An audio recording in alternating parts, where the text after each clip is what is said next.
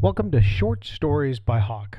Here you'll find quick, enjoyable tales crafted to intrigue, amuse, or simply make you pause for a moment. Each story is short enough to fit into your day, but memorable enough to stick with you. So sit back, take a breath, and let me tell you a story. It's that simple. Let's begin. Okay, our first story is titled A Shasta Summer of 77 Memory. The summer of 1977 was a scorcher in our small town, the kind where the sun bore down relentlessly, turning the pavement into a sizzling griddle. But it wasn't just the heat that made that summer memorable. It was the anticipation of the field trip to the state park, a much-needed escape from the endless stretch of humid days. Field trips were a rare treat, and with them came the singular joy of soda. We didn't drink soda at home, not unless it was a special occasion, and even then it was reserved for only the most significant events. But a school field trip qualified as one of those occasions, and we knew it. A week before the trip, Mom took us to the grocery store. We'd stand in front of the soda aisle, eyes wide, scanning the colorful array of Shasta cans. There was something magical about those cans, each one a promise of something sweet, fizzy, and utterly forbidden in our everyday lives. "Pick wisely," Mom would say, her voice teasing but kind. She knew how much this meant to us. My brother went straight for the root beer, his favorite, while I stood there weighing my options like a gambler at a casino. Would it be grape, or black cherry, lemon lime, or tiki punch? It was a decision that felt momentous, the kind that required careful consideration. Finally, I reached for the orange Shasta, the one with the bright, cheerful label that screamed summer. The night before the trip, Mom placed our cans of Shasta in the fridge, letting them chill until they were ice cold.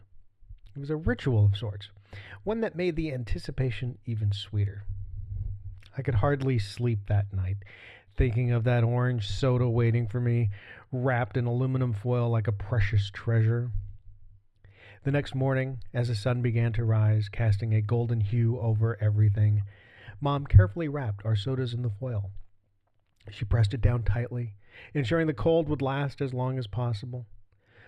Packed our lunches, grabbed our backpacks, and headed out the door, the cans of Shasta tucked safely in our bags. The bus ride to the state park was filled with chatter and laughter, but all I could think about was that moment when I would finally crack open the can. Hours passed, filled with hiking, exploring, and the usual childhood adventures, until finally it was time for lunch. We found a shady spot under a tall oak tree, the leaves rustling softly in the breeze. As I sat down, I reached into my bag and pulled out the can. Still cold, the foil slightly crinkled. I could feel the chill against my palm. And for a moment, everything else faded away. With a careful hand, I peeled back the foil and held the can to my ear, listening to that faint hiss as I popped the tab. That sound, the release of carbonation, was music to my ears. I took a deep breath, bringing the can to my lips, and took my first sip. The taste was everything I had hoped for, sweet, tangy, and perfectly fizzy. It was a burst of orange sunshine on my tongue, a moment of pure bliss in an otherwise ordinary day. I savored every sip, letting the cold liquid wash over me, cooling me from the inside out. For those few minutes, nothing else mattered. It was just me, the soda, and the simple joy of being a kid in the summer of 77. That memory, like the Shasta, is wrapped in foil in my mind, preserving the magic of a time when the smallest things, like a cold can of soda on a hot summer day, could bring the greatest joy. Well, thanks for listening to Short Stories by me, Hawk. A little story goes a long way, and I hope today's tale added something enjoyable to your day. If you like what you heard, come back for more. Until next time, take care and keep the story going.